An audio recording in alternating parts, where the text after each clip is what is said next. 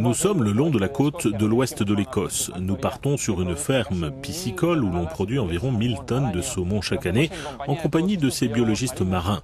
Ils pensent que l'aquaculture européenne peut devenir plus imaginative, plus rentable, plus performante et plus durable. Voyons comment et pourquoi.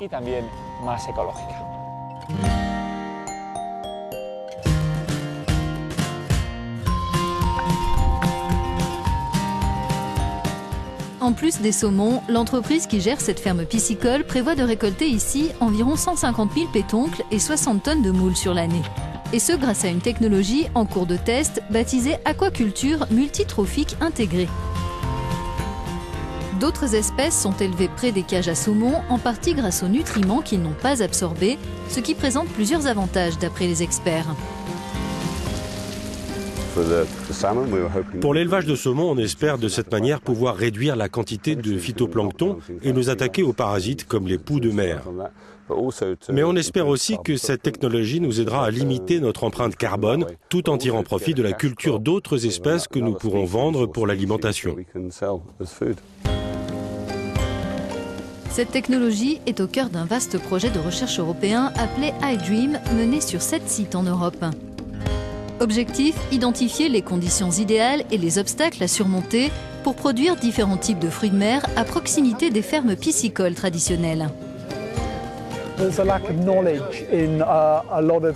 Dans de nombreux pays, on manque de connaissances sur les espèces que l'on peut élever. C'est vraiment important. En Méditerranée, où les conditions sont très différentes d'ici, là-bas, il y a très peu de nutriments et une combinaison d'espèces très différentes. Et puis, il y a les enjeux économiques. On doit concevoir cet élevage simultané de manière à ce qu'il soit rentable pour les entreprises aquacoles. Donc, il doit y avoir un bon marché pour les espèces produites en parallèle. L'un des marchés en plein essor, c'est celui des algues, utilisées aujourd'hui dans l'alimentation et la pharmacie. Alors voici les algues que nous cultivons ici. L'une des raisons pour lesquelles elles poussent bien, c'est qu'elles se trouvent dans le voisinage des cages à saumon. Des échantillons d'algues, mais aussi d'autres espèces produites en annexe, sont examinés en laboratoire pour mieux connaître la manière dont elles se développent. On examine leur longueur, leur poids, leur présence disparate sous la mer pour voir si elles se développent davantage quand elles sont plus proches des cages à saumon. Nos partenaires s'intéressent aussi à la composition des algues.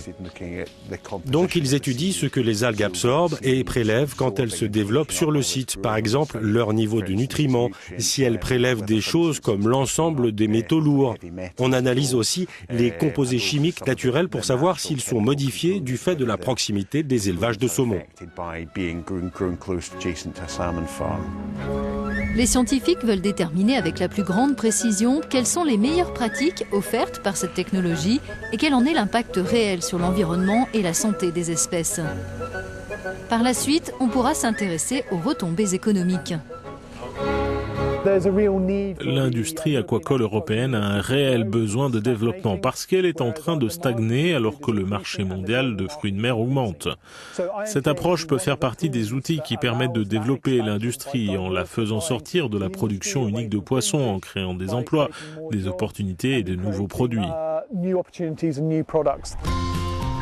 Favoriser la croissance durable de l'aquaculture permet aussi de lutter contre la surpêche. Aujourd'hui, cette industrie ne couvre que la moitié de la demande mondiale en poissons et fruits de mer.